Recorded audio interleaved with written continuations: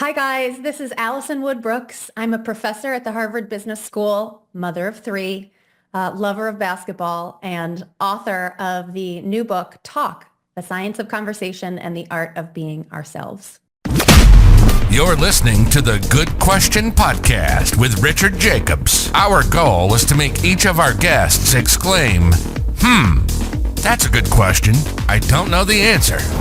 Because when that happens, it means you, the listener, may be inspired to learn more beyond the interview and to ask great questions yourself that lead to new insights. In this podcast, we cover historical and current anthropology, comparative religion, and history. Welcome, and let's get started. Hello, this is Richard Jacobs with the Good Question Podcast. My guest today is Alison Wood Brooks. She's the O'Brien Associate Professor of Business Administration and the Hellman Faculty Fellow at the Harvard Business School. She has a new book out called Talk, The Science of Conversation and the Art of Being Ourselves. So welcome, Alison. Thanks for coming. Thanks so much for having me, Richard. This is great. Well, good. Tell me about, not really your background, but what led you to want to write this book? What was going on with you that you felt the need? Oh my goodness, so much. Where do I begin? Let me start by giving you the professional answer, and then I'll give you a more personal one. Professionally, I went to grad school and learned to be a behavioral scientist and studied emotions, especially anxiety. And at some point, I realized that I had always been studying emotions in the way that people talk about their feelings, which led me to sort of uncover this actual obsession, not just about talking about our feelings, but talking about anything. And so I've been very lucky to be part of a movement in the last 10 years where we've uncovered a new way to study conversation by studying large-scale data of real people having real conversations and trying to disentangle what's going well and what's not going well. Scientists have just started to scratch the surface of this new science, but we learned enough that I wanted to build a new course at Harvard Business School. My course is called Talk. It's been incredibly rewarding, very popular. It seems to have hit a nerve with the students. And so I thought, well, not everybody can come to Harvard and take this course called Talk, so let me write it as a book that can be available to everyone, because the more people who communicate well, the better off we will all be. So that's the professional answer, work-wise, as a behavioral scientist and as a teacher. More personal note, I'm an identical twin. And so I spent my whole childhood watching an identical copy of myself, sort of navigating the social world and seeing how my sister, Sarah, what went well for her in her conversations, what didn't go so well, how could I copy the good stuff and avoid the bad stuff. And at the same time, we played all the same sports. We had all the same friends. We had so many of the same activities. It was like having a conversation partner right there, right next to me for my whole childhood. So I think it's no coincidence that later in my life, I kind of became obsessed with helping other people find the kind of shared reality that I have with my sister. Well, I know, everyone that I talk to, it's a different feeling and all that. And I have some friends I've known for so long, even if I haven't seen them in a year or so and I go visit them, it's like there's no roughness. It's like all of a sudden I'm talking to them and nothing has changed. It's like I never stopped talking to them. It's so natural to just fall into conversation. So I guess with your sister, interacting with her is on just like this totally different level that no one else shares. It's probably very different for both of you to talk together versus you talking to anyone else in the world. It is. However, there are things about it that I think are similar to what you're describing. You can get close enough in a relationship that even if you went years without talking to each other, if you came back together, you could still sort of read each other's minds and be pretty good at guessing what the other person is thinking, even if they're not saying it out loud. And that you really understand each other's preferences, what they like to talk about, what they want to talk about, what fun means to them, what their goals might be. And I think that's kind of what everyone is aiming for in their life, to have more friendships and relationships that can be at that level is one of the best things we can achieve as humans. It'll be funny. I imagine myself and you like wearing those, you put it on your head like an EEG thing and you have all the leads suckered onto your head. And we're both thinking about having a conversation. We've got like pulse oximeters and it's reading all these biomarkers as we're talking and discussing different subjects. I wonder if anyone's done that and looked at what happens in the body as two people are conversing, physiologically. They're starting to more and more. There's a really amazing psychologist at Dartmouth named Talia Wheatley. and her student, Emma Templeton, have some really great work where they had people come in and have conversations with each other, and they zoomed in on like their eyes, and not just where they were looking in terms of eye contact, but their pupil dilation. And what they found is that people, when your conversation feels very aligned, like you're finding those moments of synchronicity and you feel very connected, your pupils dilate at the same time as each other. So it's like your pupil dilation tracks synchronicity of a conversation. And I think more and more we're going to see these biomarkers tracking the emotional and psychological experience of conversation. There have to be physiological things that follow along. Well, there's conversational mirroring, so probably there's physiological mirroring too. Heart rate, pupil dilation, skin connectivity, just all kinds of stuff. I bet you, like I'm imagining, two people are on a date, what would be happening? Two people are in a negotiation, what's happening? Yeah, there's probably tons of really cool stuff to be found. Absolutely. I think a lot more work to be done there. So many big questions to ask. I think colloquially we call it mirroring in conversation. A lot of scholars study this. They call it entrainment or accommodation. And it's sort of to what extent do the people talking to each other merge towards using the same language and the same acoustic properties of their voices, that we can measure somewhat precisely how much two talkers are becoming more like each other and who's moving more towards the other person, who's moving more towards the other. And I think over time we will learn more and more the biological signals that are tracking that sort of entrainment and mirroring and accommodation. There's this guy, Chris Voss, he has that book, Never Split the Difference. He was like a hostage ago, one thing he said, oh, okay. Have you ever spoken to him? I think he's come to HBS and had visit some of our negotiation professors' classes. But I also know that he's a very well-known author. Well, one thing he said I was going to mention, so he talked about like some hostage negotiation, and he said he had like 4 to 6 people on the line listening at the same time. He didn't say what they were listening for, but I thought it was really interesting. Like if you had, like you and I had a video conversation, we were sitting there, we were all instrumented, and then you had like 5 different people watching, and they were listening for different things and watching for different things. What would they see? I mean, the amount of information you would get would be crazy. But, he didn't reveal details, but it just stuck in my head. That's why I want to ask you about it. No, it's so great. It's such a good thing. It's essentially like, imagine you had a lot of people eavesdropping on a conversation. The question becomes, what are they eavesdropping for? Are they just listening to words, but are they looking at body language? Are they looking at facial expressions? Are they just focusing on laughter? Are they trying to get some measure of emotional tone? In a way, what Chris Voss has described on his hostage negotiation calls and what you're describing is exactly what this new science of conversation does. It's saying, okay, we're going to try and capture and record as many conversations as we can. And then me, as the researcher, is the eavesdropper. I want to look across this huge swath of people talking to each other. Once I have the transcripts from their conversations, there are so many things that I could investigate. I can look at the words that they're saying to each other, and maybe I'm interested in looking at the number of questions they ask and the types of questions they ask and the timing of the questions they ask. Maybe I'm interested in their attempts at humor. Maybe I'm interested in their laughter. Maybe I'm interested just in, are they finishing each other's sentences? You can also start to code their body language if you have video footage of their conversations, right? You can use AI to do automatic facial recognition. What are they looking at when they're talking to each other? What's their body doing? What are their feet doing? And there's so much you can do there. And then, and maybe, I think this is a huge area of opportunity for this area of science that we don't know a lot about yet, but I think matters a lot, the acoustic properties. So what are people's tone of voice, the cadence of their speaking, the sing-songiness of their voice, the pace with which they speak? Do they have vocal fry?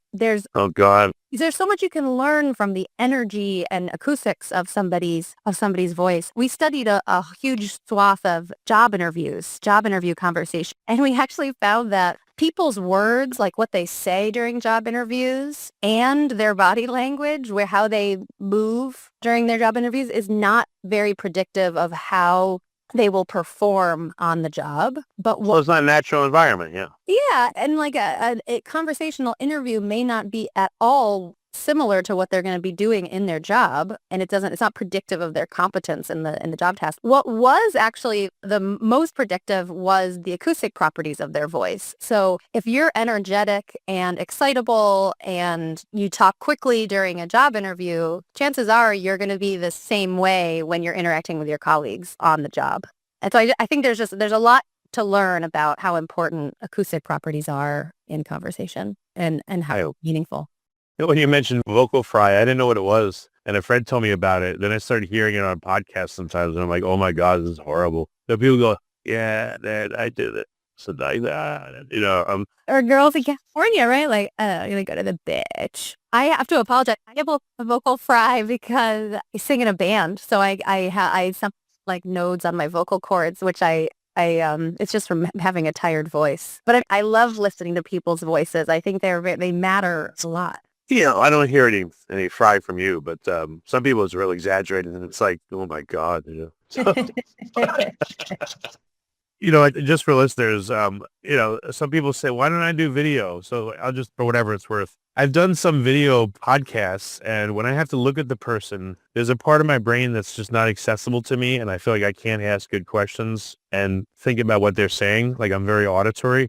Yeah. And when I speak to someone, I'll actually kind of like look down in a way. It's nothing that I'm avoiding speaking to them. It's just, that's how I process. Yeah, like for me in conversation, it works better. Other people are better like looking face to face and all the other stuff. I'm with you. I think sometimes when I do video interviews, my publicist is like, if you could maintain more steady eye contact with the camera, that'd be great. And I'm like, listen, I can't. This is how I think. My attention goes everywhere. I think very deeply. I listen really intently to what people are saying, and I have to look to the side while I'm doing that. In my class, it's because of the information richness of different modes of communication. Video, any information that we process visually with our eyes, that's very rich information. You're learning so much about a person from their facial expressions and their eye contact and their smiling and what they're wearing and how they're moving their body. And even like the physical environment around them.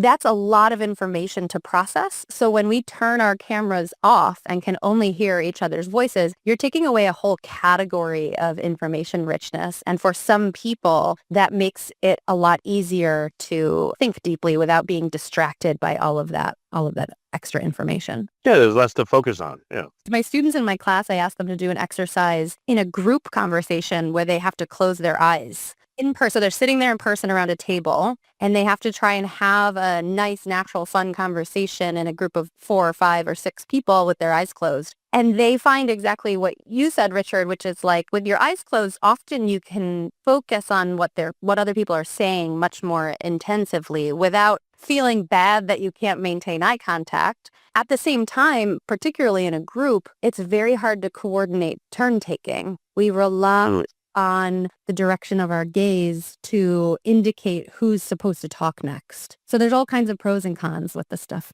What do the students say? Like, besides what we've talked about, what do they experience when you have them do that? They love it. I mean, the class pushes them to try all kinds of weird stuff that they wouldn't do normally in their lives. They need an outsider like me to nudge them to do it. Now, an exercise like that simulates stuff they do in their life, right? That's very similar to a phone call. When you call your mom or call a colleague, you're not getting any visual information. You're just hearing their words and the acoustic properties. But they wouldn't usually sit in the presence of other people and have a group conversation with their eyes closed. I think they love it. I think it causes them to think differently and more deeply about conversation and all of the many micro decisions they're making, both structurally about how they architect and set up their conversations, but also the little decisions they're making while a conversation unfolds. And you can once you realize how important, let's say, eye gaze is for coordinating turn taking in groups, you might think a little more carefully when you're leading a group. Oh, how am I going to look at people? Should I, for example, many people naturally point their gaze towards the highest status member of a group. Just naturally, it's a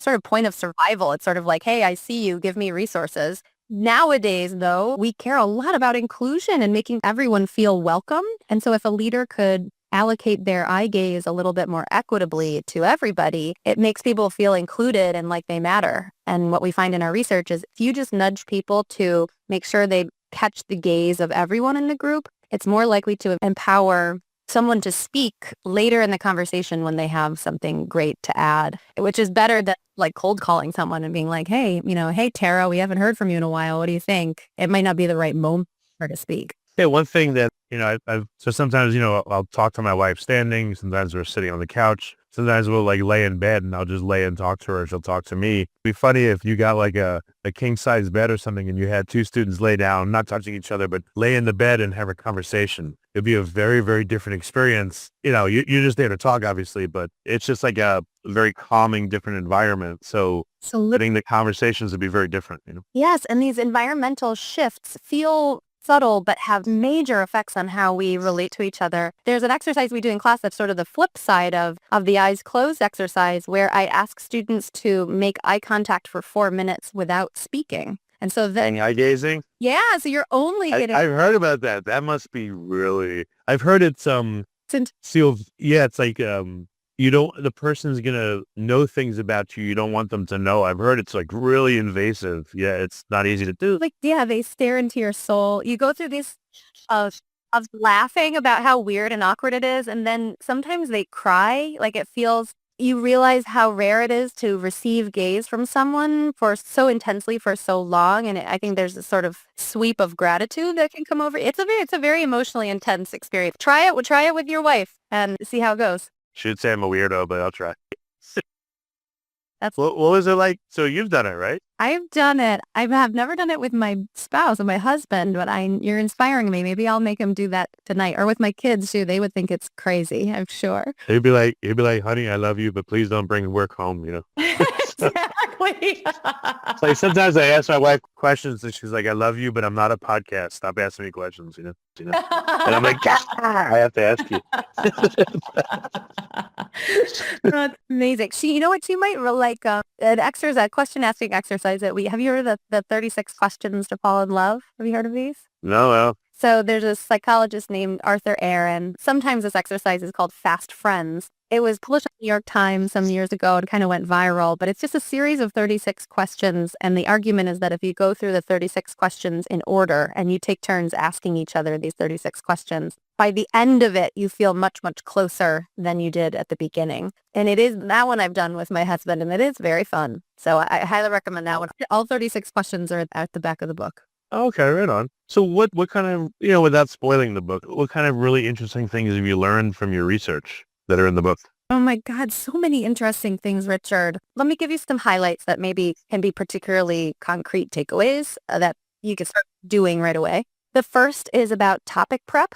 In our research, what we found is people are very aversive to thinking about prepping topics before a conversation starts, especially with people that they're close to. So, your family members, your very close friends. I think a lot of people believe that they should be able to have conversations with these types of people very spontaneously, very naturally, and that they shouldn't need to prepare for them. What we find in our research, though, is that topic prep, just thinking even for 30 seconds about 2 or 3 things that you can talk about once the conversation is underway, makes the conversation much more enjoyable, and you're more likely to talk about stuff that is productive and meaningful. If left to our own natural devices, we tend to raise topics that are salient in our environment. So you might talk about the food that's in front of you, or like, oh, look at that guy standing over there, or it's cold outside, which are fine topics, but they may not be serving the goals that you actually want to achieve, like laughing and having fun or making a decision or whatever. So thinking ahead even very briefly can be quite helpful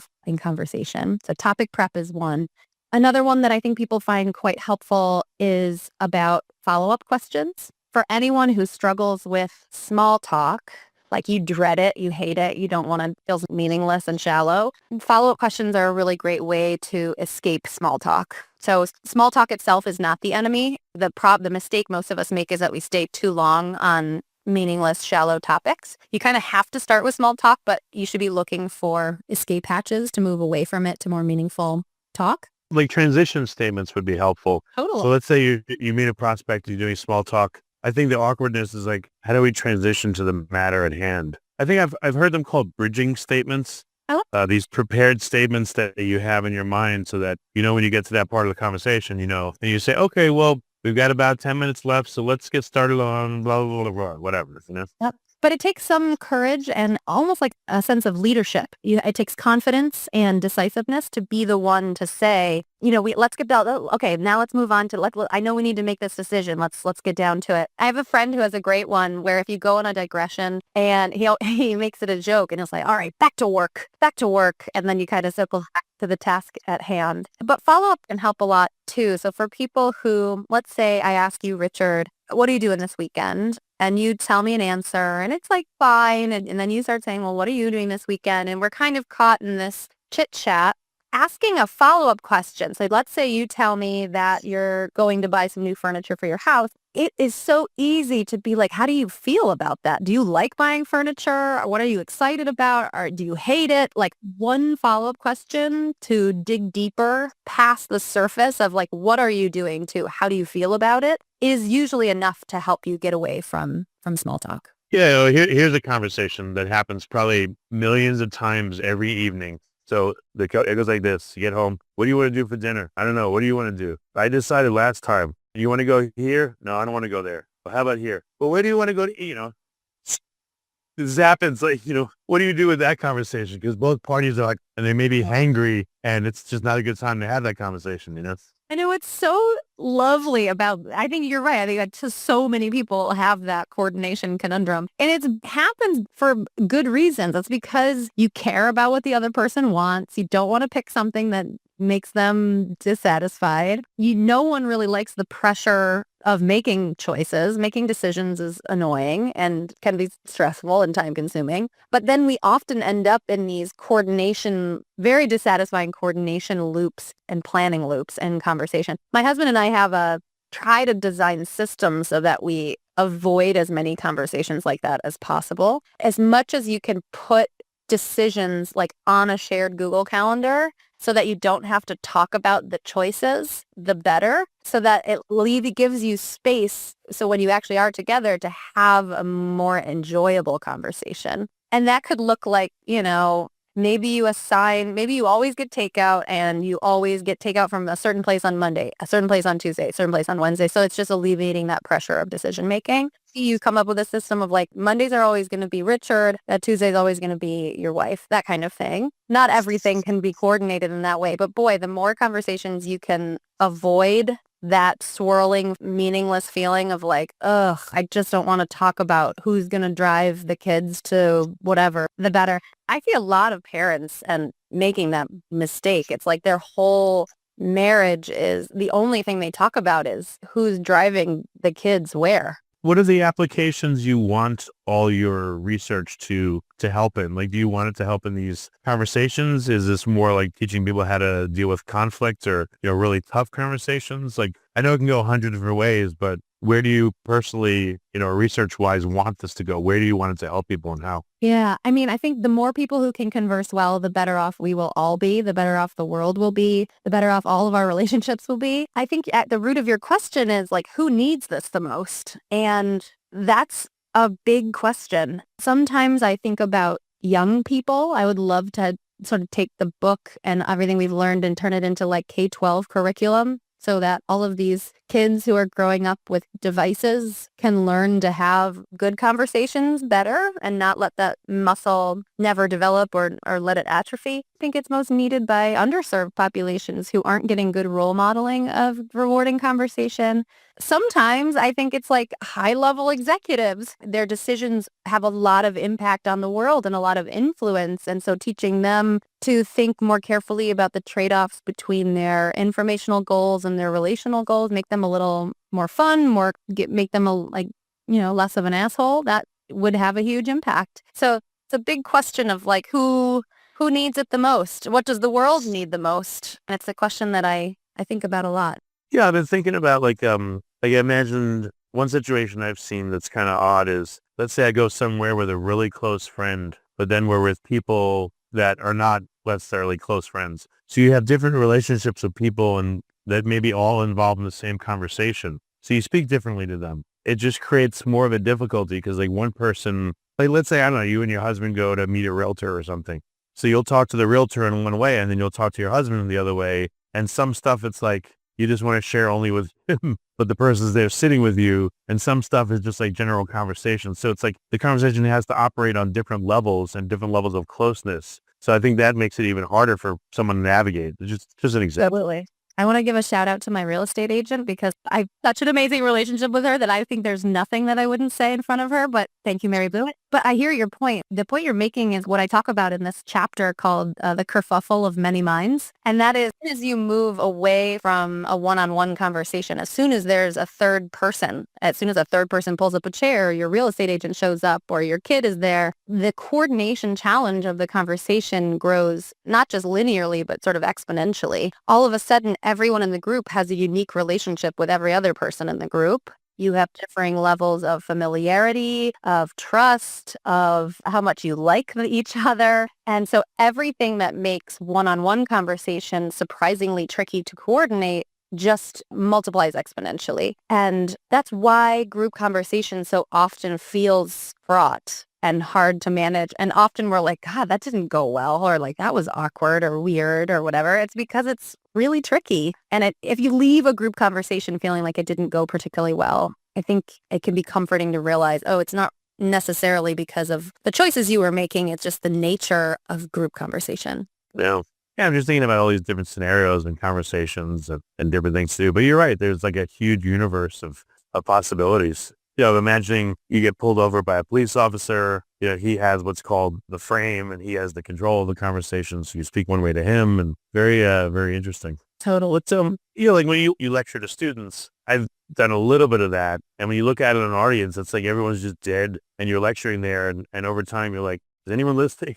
Are we getting anything from this? And so like you trying to engage a group is also another form of conversation that's not easy too, and getting people to volunteer and answer, Yes. So lecturing any sort of one-way public speaking to an audience can be absolutely soul-crushing. And that's a different task. If no one in the crowd is actually going to be talking back to you or talking to each other, we tend to think of that as categorically sort of a different task and an interactive conversation where people are taking turns talking. And actually, in my teaching, most of the teaching at Harvard Business School is the case method, which is very much driven by dialogue between the students, and the instructor is positioned as like a facilitator of this very large group conversation. So they're helping to orchestrate turn taking and to help the students disagree and agree with each other successfully. In my course and talk, it's even a little bit different still. I'm so fearful of the soul-crushing experience of lecturing to an unresponsive crowd that almost every moment of the class, I have the students doing an interactive exercise with each other, not only to learn of these tactics for conversation skill building, but to practice them, to experiment with them, to try them, and to put them into practice with each other. That's cool. What kind of feedback have you gotten from students, when they take your class? Like, what do they like or not like, or how does it change them or help their conversations? It's funny. Many students find it to be kind of mind-blowing, world-changing, and very moving to realize that this task of conversation that they've been doing their whole life is much more complicated and complex under the hood than they thought. So it's very eye-opening. And when they start the class, they go through periods of hypervigilance where they are like, oh my God, you're right. I am choosing topics all the time, or I am making this decision to ask a question or answer a question, or oh my gosh, I did miss that chance to make a joke. Or God, I was so self-centered in this conversation. So it makes them much more self-aware about their own behavior, which can be a bit uncomfortable, right? They're sort of like, oh God, I'm like so hyper-aware of what's happening. How is this going to translate into me getting better at conversation? Will this someday turn into better habits over time? And I think many of them, if not most of them, come by the end of the course to feel like it has really helped them.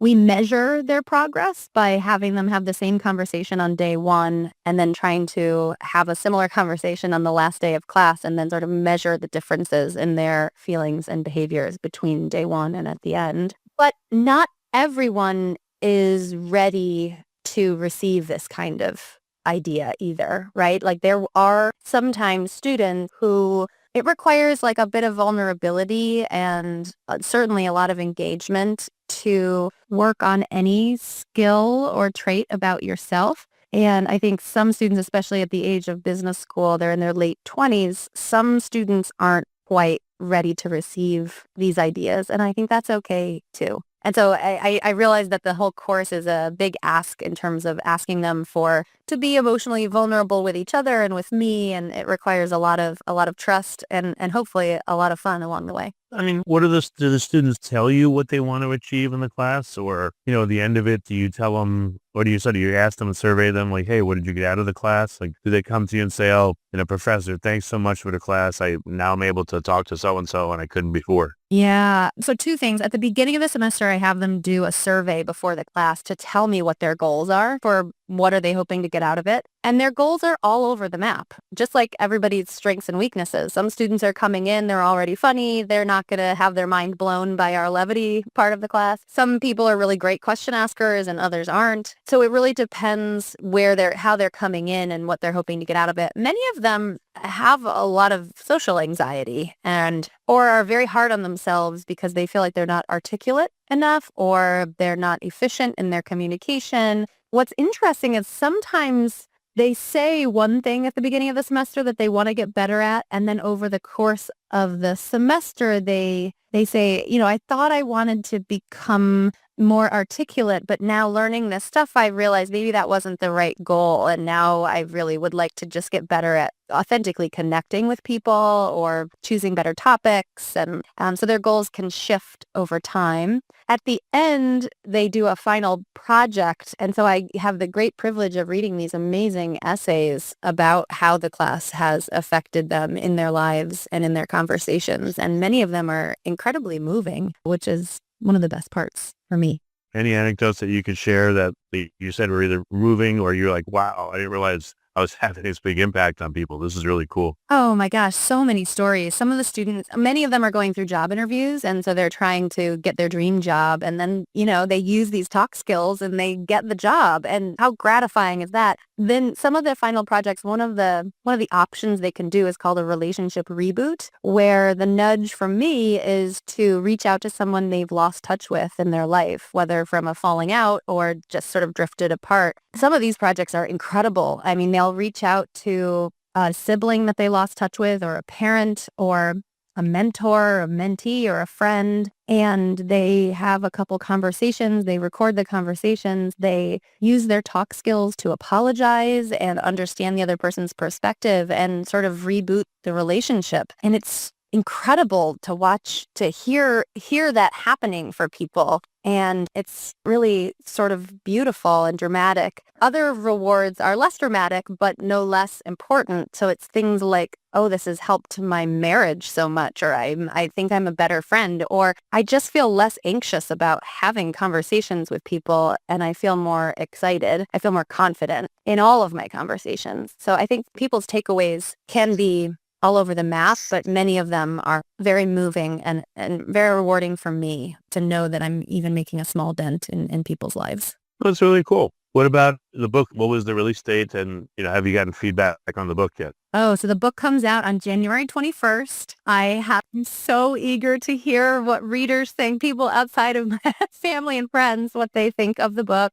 It was reviewed by a lot of people who have really fallen in love with it, which is really encouraging. I think people like hearing from a behavioral scientist I take my work very seriously, but I'm not a particularly serious. I don't take myself that seriously. So I think that's, I hope, refreshing in the reading experience. I think people find it refreshing to read. There are many books that have been written about conversation, but not a lot based on sort of rigorous scientific uncovering of what can we learn from large scale data. Most of the books in this area are sort of based on anecdotes and hunches and things that have worked for people in their lives. But this book is based on large scale data of hundreds of thousands of conversations. So I think people find that really hopefully compelling. Yeah, I'm excited for people to react to it. Richard?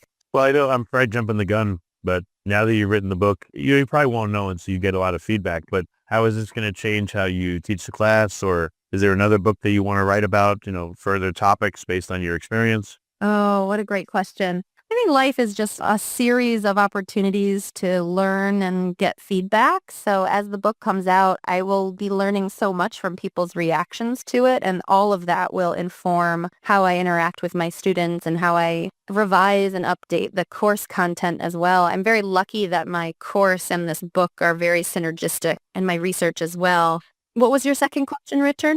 Oh, I mean, are you thinking yet of a second book, or are you thinking of making changes to what you do based on what you learned so far? Oh, we'll see. I think anyone who's gone through the incredible journey of writing a book probably keeps a little list of second book ideas, future book ideas going, but we'll see. We'll see. I don't have concrete plans for the second book yet. Well, you could also incorporate all the interviews of you about the book too, because you have this experience now probably a lot, and maybe you didn't have it as much before where you're being interviewed a lot now and asked about the book. That's right. It definitely feels like an inflection point in my career. I'm doing a lot more public-facing opportunities. I think the first 10 or 15 years, I tried to keep my head down and do lots of rigorous research, and now I'm excited to share it with the world. Yeah, you're probably going to have a TED Talk soon, hopefully, so this fits perfectly. Knock on wood. That would be great. Thank you so much for all of these awesome questions, Richard. Yeah, no problem. Okay, so for listeners, January 21st, it's going to be Amazon, everywhere books are sold. It'll be available. That's right. Everywhere books are sold. You can pre-order now. Okay, excellent. Yeah. All right, and just to restate the title, go ahead, please. Title is Talk, The Science of Conversation and the Art of Being Ourselves by Alison Wood Brooks. Okay. Well, very good. Well, thanks so much for coming on the podcast. It's been a really great, relaxed, and fun conversation. You're very easy to talk to, ironically. You too, or not Richard. ironically. I want to hear more if you do the 36 questions to fall in love with your wife. It's okay. Yeah, no, thanks for the suggestion. I appreciate it. You got it. Take care. Thank you so much. Thank you for listening to the Good Question Podcast. Please email support@thegoodquestionpodcast.com if you have any referrals to great guests for us to interview. Visit thegoodquestionpodcast.com to hear more interviews. And please help us spread the word by rating and reviewing us on Apple Podcasts, iTunes, Spotify, YouTube, or wherever you listen to this podcast. Scientific uncovering of what can we learn from large scale data. Most of the books in this area are sort of based on anecdotes and hunches and things that have worked for people in their lives. But this book is based on large scale data of hundreds of thousands of conversations. So I think people find that really hopefully compelling. Yeah, I'm excited for people to react to it. Richard. Well, I know I'm probably jumping the gun, but now that you've written the book, you probably won't know until you get a lot of feedback, but how is this going to change how you teach the class? Or is there another book that you want to write about, further topics based on your experience? Oh, what a great question. I think life is just a series of opportunities to learn and get feedback. So as the book comes out, I will be learning so much from people's reactions to it. And all of that will inform how I interact with my students and how I revise and update the course content as well. I'm very lucky that my course and this book are very synergistic, and my research as well. What was your second question, Richard?